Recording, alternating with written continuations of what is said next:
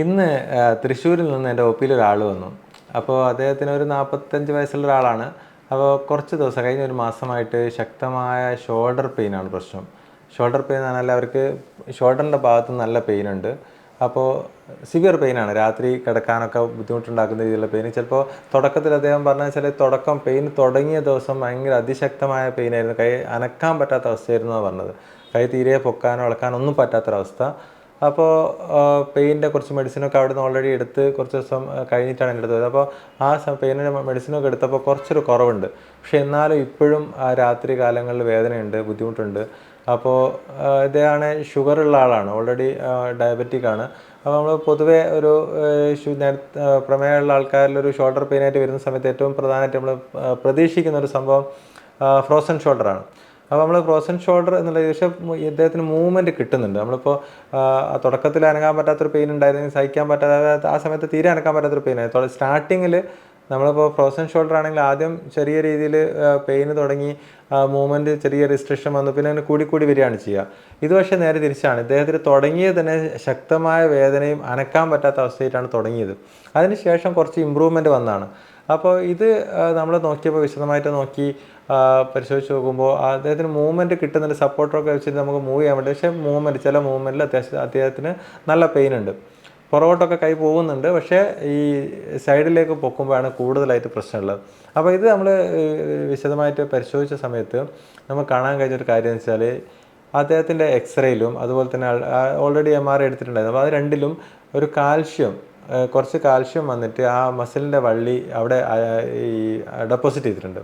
അപ്പോൾ മസിൽ എന്ന് പറഞ്ഞാൽ നമുക്ക് ഷോൾഡറിന് ചുറ്റും 4 മസിലിൻ്റെ വള്ളികളുണ്ട്. റൊട്ടേറ്റർ കഫ് എന്ന് പറയുന്ന 4 മസിലിൻ്റെ വള്ളികളുണ്ട്. അതിൽ ഒരു പ്രധാനപ്പെട്ട സുപ്രാസ്പൈനറ്റസ് എന്ന മസിലിൻ്റെ ഭാഗത്ത് കുറച്ച് കാൽഷ്യം വന്നിട്ട് അടിഞ്ഞു കൂടിയിട്ടുണ്ട്. അപ്പോൾ അദ്ദേഹത്തിന് ശരിക്കും ആക്ച്വലി ഈ വേദന ഉണ്ടാക്കുന്ന കണ്ടീഷൻ എന്ന് പറഞ്ഞാൽ കാൽസിഫിക് ടെൻഡിനൈറ്റിസ് എന്ന് പറയും. കാൽസിഫിക് ടെൻഡിനൈറ്റിസ് എന്ന് പറഞ്ഞാൽ കാൽഷ്യം ഒരു ടെൻഡൻ്റെ ഭാഗത്ത് വന്ന് അടിഞ്ഞു കൂടിയിട്ട് അത് പെയിൻ ഉണ്ടാക്കുന്ന ഒരവസ്ഥയ്ക്കാണ് ഈ കാൽസിഫിക് ടെൻഡിനൈറ്റിസ് എന്ന് പറയുന്നത്. അപ്പോൾ അവിടെ നീർക്കെട്ട് വരും നല്ലപോലെ. അപ്പോൾ പൊതുവേ എന്ന് പറഞ്ഞാൽ കാൽസിഫിക് ടെൻഡിനൈറ്റിസ് ആണ് പലപ്പോഴും കാൽഷ്യം ഡെപ്പോസിഷൻ വരുന്നത് മുമ്പ് എപ്പോഴും ചെറിയ പരിക്കുകളൊക്കെ വന്ന ആ ഭാഗത്താണ് ഈ കാൽഷ്യം വന്ന് അടിഞ്ഞു കൂടുക. അപ്പോൾ അതിൻ്റെ ഭാഗമായിട്ടാണ് കാൽസിഫിക് ടെൻഡിനൈറ്റിസ് വരിക. അപ്പോൾ കാൽഷ്യം എക്സ്റേ ചിലപ്പോൾ നമ്മൾ അല്ലാതെ തന്നെ എടുത്തു നോക്കിയാൽ ചിലപ്പോൾ പലപ്പോഴും കാൽഷ്യം കാണും ഈ ടെൻഡനിൽ. അപ്പോൾ അത് പെയിൻ ഉണ്ടാവില്ല, തീരെ പെയിനൊന്നും ഇല്ലാത്തൊരു സംഭവമാണ്. പിന്നെ എപ്പോഴാണ് ഈ പെയിൻ വരുന്നത്? ശരിക്കും പറഞ്ഞാൽ ഈ കാൽഷ്യം അവിടെ നിന്ന് ഡിസോൾവ് ചെയ്ത് തുടങ്ങുന്ന സമയത്ത്, അതായത് നമ്മൾ റിസോൾവ് ചെയ്യുന്ന സമയത്താണ് ശരിക്കും പറഞ്ഞാൽ പെയിൻ ഉണ്ടാക്കുക, സിവിയർ പെയിൻ ഉണ്ടാക്കുക. അതായത് കാൽഷ്യം പൊടിഞ്ഞു തുടങ്ങുന്ന ഒരു സമയത്താണ് ശരിക്കും പറഞ്ഞാൽ ആ ഭാഗത്ത് നല്ല നീർക്കെട്ടും നല്ല ശക്തമായ പെയിൻ ഉണ്ടാവും. അപ്പോൾ ആ ഒരു സ്റ്റാർട്ടിങ് നമ്മളിപ്പോൾ കണ്ടു കഴിഞ്ഞാൽ ആ രോഗിക്ക് എന്തോ ഒരു മാരകമായ അസുഖമുള്ള രീതിയിലാണ് അവർക്ക് പെയിൻ്റെ അവസ്ഥ ഉണ്ടാകുക. കൈ ഷോൾഡർ അനക്കാൻ പോലും പറ്റാത്തൊരവസ്ഥയിലാണ് അവർ വരിക. അപ്പോൾ അത് ഈ ഒരു അസുഖമാണെന്ന് കണ്ടു കഴിഞ്ഞാൽ കാൽസിഫിക് ടെൻഡിനൈറ്റിസ് എന്ന് പറഞ്ഞാൽ പലപ്പോഴും ഞാൻ നേരത്തെ പറഞ്ഞപ്പോൾ ഈ രോഗികൾക്ക് വേദന നീരും കുറയാനുള്ള മരുന്നൊക്കെ കൊടുത്തു കഴിഞ്ഞാൽ ചിലപ്പോൾ അത് തനിയെ തന്നെ റിസോൾവ് ചെയ്തങ്ങ് പോകും. പക്ഷേ എന്നാലും ചില ആളുകൾക്കത് ഈ മെഡിസിൻ കൊണ്ട് പോകാതെ കാൽഷ്യം അടിഞ്ഞു കൂടി അവിടെ തന്നെ കട്ടപിടിച്ച് നിൽക്കുന്ന രീതിയിലുണ്ടാവും. അപ്പോൾ അങ്ങനെ വരികയാണെങ്കിൽ നമുക്ക് ആ കാൽഷ്യം അവിടെ നിന്ന് ഒഴിവാക്കണം. അതുപോലെ തന്നെ അവിടെയുള്ള നീർക്കെട്ട് കുറയുകയും വേണം. ഇത് രണ്ടും ചെയ്യുന്ന സമയത്താണ് അത് പൂർണ്ണമായിട്ട് മാറുക. അപ്പോൾ അതിനുള്ള വഴിയെന്ന് വെച്ചാൽ നമുക്കൊരു ബാർബട്ടേജ് എന്ന് പറഞ്ഞൊരു പ്രൊസീജിയർ, അതായത് നമുക്ക് അൾട്രാസൗണ്ടിൽ ഈ കാൽഷ്യം ഡെപ്പോസിറ്റ് കാണാൻ പറ്റും. അൾട്രാസൗണ്ട് സ്കാനിങ് ചെയ്ത് കഴിഞ്ഞാൽ നമുക്ക് എവിടെയാണ് ആ മസിലിൻ്റെ ഭാഗത്ത് കാൽഷ്യം അടിഞ്ഞു കൂടിയിരിക്കുന്നത്, കെട്ടപ്പിടിച്ചിട്ട് കിടക്കുന്നത് എന്നുള്ളത് മനസ്സിലാവും. അപ്പോൾ അവിടത്തേക്ക് നമ്മൾ അൾട്രാസൗണ്ട് സഹായത്തോടു കൂടി ഇദ്ദേഹത്തിന് നമ്മൾ ചെയ്താൽ തന്നെയാണ്. പിന്നെ നമ്മൾ ഈ പറഞ്ഞ രോഗിക്ക് നമ്മൾ ചെയ്തതെന്ന് വെച്ചാൽ അൾട്രാസൗണ്ട് സഹായത്തോടെ ഒരു നീഡിൽ ഈ കാൽഷ്യം അടിഞ്ഞു കൂടിയ ഭാഗത്തേക്ക് ഒരു നീഡിൽ കൊടുക്കുകയും അതിൻ്റെ ഉള്ളിലേക്ക് നമ്മൾ ഫ്ലൂയിഡ് കൊടുത്തിട്ട് മെല്ലെ മെല്ലെ ആ കാൽഷ്യം ഡൈല്യൂട്ട് ചെയ്ത്, അപ്പോൾ കട്ട പിടിച്ച് കിടക്കുന്ന കാൽഷ്യത്തിൻ്റെ അടിയിൽ അത് ഇതായിരിക്കും, അതായത് നമുക്കത് ലൂസാക്കി എടുക്കാൻ പറ്റും. അപ്പോൾ സോഫ്റ്റ് ആയിട്ടുള്ള കാൽസിഫിക്കേഷനിലാണ് അങ്ങനെ ചെയ്യാൻ പറ്റുക. അപ്പോൾ അത് നമ്മൾ എന്ത് ചെയ്യുക വെച്ചാൽ സോഫ്റ്റായിട്ട് മെല്ലെ അലിച്ച് ആ ഒരു കാൽഷ്യം അലിച്ച് നമ്മൾ നീഡിലിൻ്റെ ഉള്ളിൽ കൂടെ തന്നെ വലിച്ചെടുക്കും. അപ്പോൾ അങ്ങനത്തെ ഒരു പ്രോസസ്. അപ്പോൾ അത് സർജറി ഇല്ലാതെ തന്നെ അപ്പോൾ നമുക്ക് നീഡിലിനുള്ളിൽ കൂടെ തന്നെ മെല്ലെ അത് വാഷ് ചെയ്ത് എടുക്കുന്നതിനാണ് ബാർബട്ടേജ് എന്ന പ്രൊസീജിയർ എന്ന് പറയുന്നത്. അപ്പോൾ നീഡിൽ ത്രൂ നമ്മളെ കാൽഷ്യം മെല്ലെ വലിച്ചെടുത്തു. അപ്പോൾ നിങ്ങൾക്ക് ഇതിൽ കാണാൻ പറ്റും, വീഡിയോയിൽ കാണാൻ പറ്റും. നമ്മളത് കാൽഷ്യം വലിച്ചെടുത്തിട്ടുള്ള സിറിഞ്ചാണ് കാണുന്നത്. അപ്പോൾ അതിൽ ശരിക്കും പറഞ്ഞാൽ ആ കാൽഷ്യത്തിൻ്റെ ഭൂരിഭാഗം കാൽഷ്യം നമുക്ക് അങ്ങനെ തന്നെ വലിച്ചെടുക്കും. എന്നിട്ട് നമ്മളവിടെ ആ നീർക്കെട്ടുള്ള, ഞാൻ പറഞ്ഞ നേരത്തെ നല്ല ഇൻഫ്ലമേഷൻ ഉണ്ട്, അതുകൊണ്ടാണ് സിവിയർ പെയിൻ വരുന്നത്. അപ്പോൾ ആ ഇൻഫ്ലമേഷൻ കുറയാനുള്ള കുറച്ച് സ്റ്റിറോയിഡ് മരുന്നും കൂടി ആ ഭാഗത്ത് കൊടുത്തു കഴിഞ്ഞാൽ ആ ഇൻഫ്ലമേഷനും കൂടി സെറ്റിലായി കിട്ടും.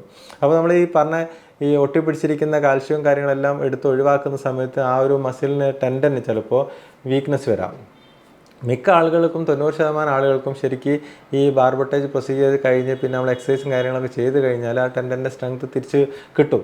അപ്പോൾ അതിൽ ചില ആളുകൾക്ക് മാത്രം നമുക്ക് ആ ടെൻഡൻ്റെ സ്ട്രെങ്ത് പഴയ രീതിയിലേക്ക് കിട്ടിക്കൊള്ളുന്നത്, ചെറിയ ടയറും കാര്യങ്ങളൊക്കെ ഉള്ളതുകൊണ്ടായിരിക്കും ഈ കാൽഷ്യം ഒന്ന് അടിഞ്ഞു കൂടിയിട്ടുണ്ടാകുക.